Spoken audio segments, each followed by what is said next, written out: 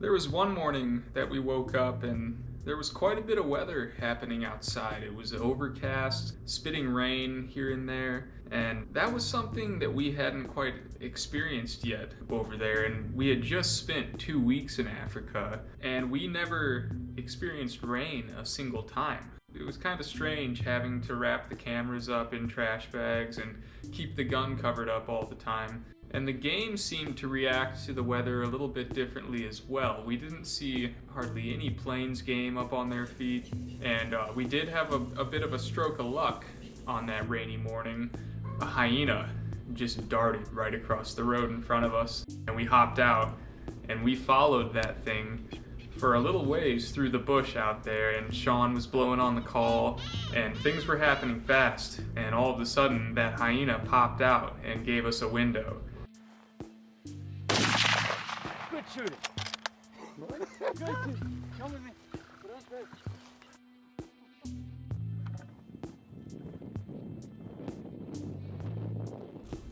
Pretty awesome to have an opportunity. It's such a cool animal, like a hyena. Spotted hyena.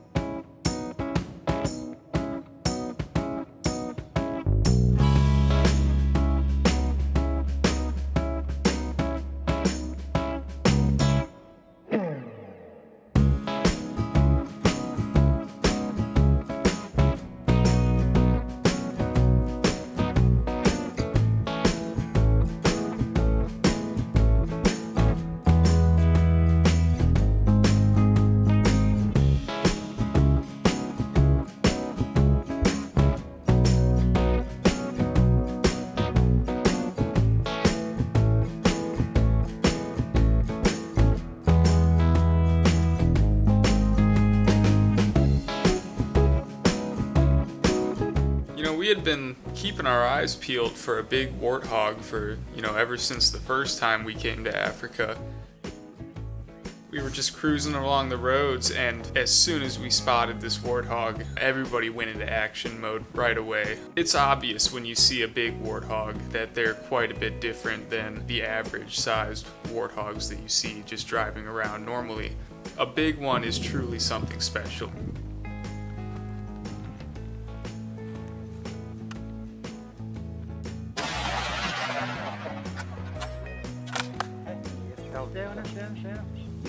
You got him. They're a really cool, super unique animal. And the way that they cake themselves in mud, their hair is super coarse and gritty. It's a really, really cool animal, and I'm super lucky to have had the opportunity to take this beautiful warthog.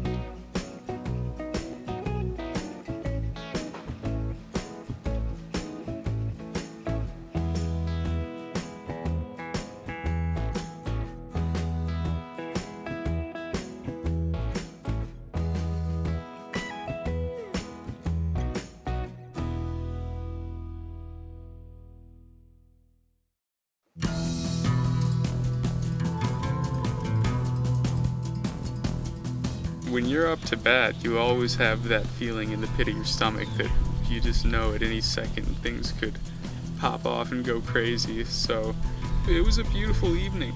We had been out driving around for a little while, and eventually Becky spotted a couple of bulls, a couple of dagga bulls. We stared them down for a good 30 seconds or so, and we decided that these two were big old bulls that we needed to try to make a move on.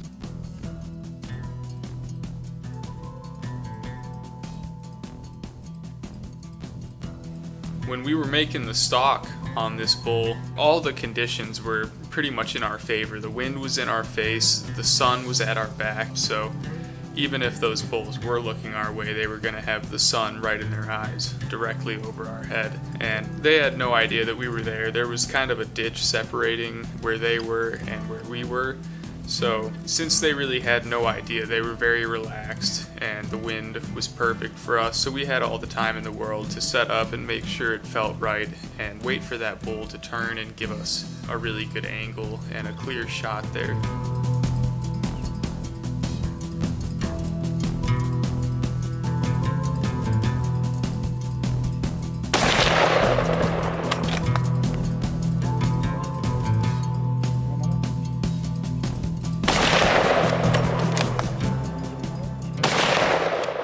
And we were fortunate that we were able to get a couple more shots into him after that first one, just to ensure that he doesn't get lost in the bush or anything where you're having to go in on a wounded bull. It's a pretty amazing moment when you first walk up on a big old Cape buffalo, and this one really fits that category of big and old. You can see he's super worn down, his tips are worn down, his bosses are smooth to the touch. He's actually started kind of flaking them off there at the base. Just an ancient old bull.